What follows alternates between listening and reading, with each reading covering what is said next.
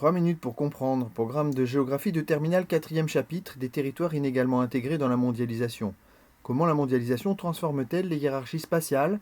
Un plan par échelle géographique est proposé avec 3 cartes mentales. À l'échelon mondial, les grandes puissances conservent des atouts considérables. La plupart des banques et des moyens financiers, les plus grosses entreprises mondiales, la recherche et développement, les services. Mais les pays émergents confirment leur essor avec plus de 20% des investissements étrangers en 2018, les nouvelles usines qui concurrencent la production dans les grandes puissances et la montée en gamme technologique.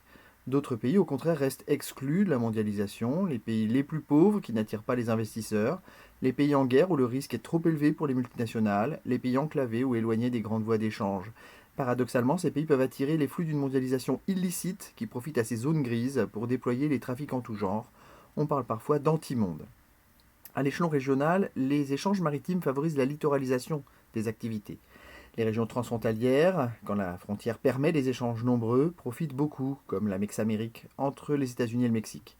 Au contraire, les espaces enclavés, à l'écart des grands flux, se retrouvent marginalisés, de même que les régions d'industrie sinistrées qu'il faut reconvertir et dans les environnements dégradés comme la Rust Belt au nord-est des États-Unis.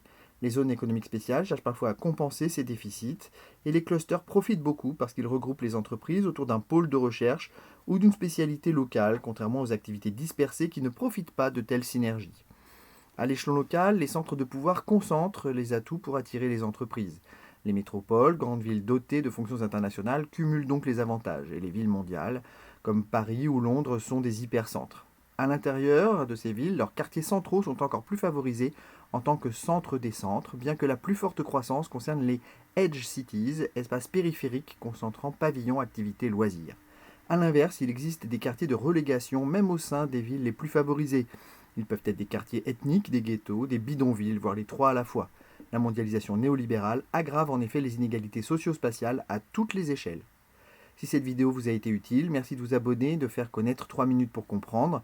Grâce à vos likes, je pourrai mettre en ligne de nouveaux contenus plus rapidement. A bientôt.